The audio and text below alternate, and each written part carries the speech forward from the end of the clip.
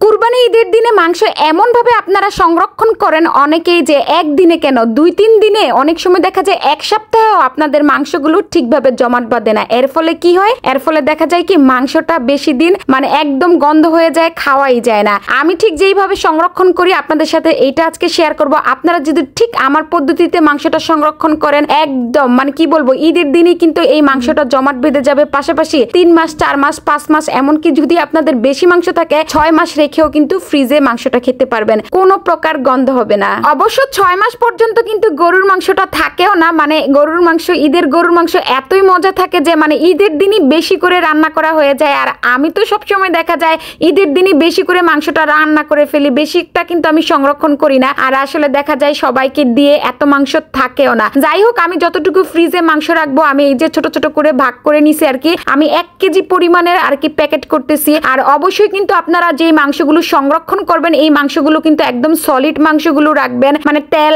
চর্বি কলিজা এই টাইপের কোনো কিছুই কিন্তু এই যে এই মাংসের সাথে রাখবেন না, তাহলে কিন্তু মাংসটা বেশি দিন ভালো থাকবে না। আর এই যে আমি তো দেখতেই পাচ্ছেন একদম বিছিয়ে বিছিয়ে আর কি প্যাকিং করতেছি, মানে প্রতিটা মাংস আলাদা আলাদা করে। আসে না অনেকে একদম পোটলা করে ফ্রিজে রেখে দেয়, ওইভাবে রেখে দিলে কিন্তু মাংসটা একদমই জমাট বাঁধে না। ওদের মাংসটাই কিন্তু দেখা যায় গন্ধ হয়ে যায় বেশি দিন, মানে বেশি দিন গেলে, মানে কিছুদিন গেলেই 15 দিন গেলেই দেখা যায় মাংস খাওয়া যায় না। আর সব থেকে বেশি ভালো হয় এয়ার টাইট যেই আসলে পলি ব্যাগ গুলো পাওয়া যায়, ওই পলি ব্যাগে সংরক্ষণ করলে কিন্তু আমার কাছে যেহেতু ছিল না, আর মোটা পলিটাতে কিন্তু আমি সবসময় সংরক্ষণ করি, কিন্তু এবার আসলে আমি পাইনি, যেই জন্য এই যে আমাকে পাতলা পলি দিয়ে রাখতে হয়েছে। তবে আমি কিন্তু ডাবল প্যাকিং করছি আর কি, দেখতেই পাচ্ছেন মানে একদম আমি ডাবল করে প্যাকিং করছি, মানে একটা পলি দিয়ে করে তারপর আমি আরেকটা পলি দিয়ে করছি। যাই হোক, এই তো আমার মাংস কিন্তু আমি যতটুকু ফ্রিজে রাখবো আমার ততটুকু সব গুছানো কমপ্লিট হয়ে গেছে। তো আমি কিন্তু মাংস অনেক বেশি রাখিনি আর কি, অল্প করেই রাখছি, মানে আমি যতটুকু সবাইকে দেওয়ার পর আমার যতটুকু ছিল আমি অতটুকুই রাখতেছি।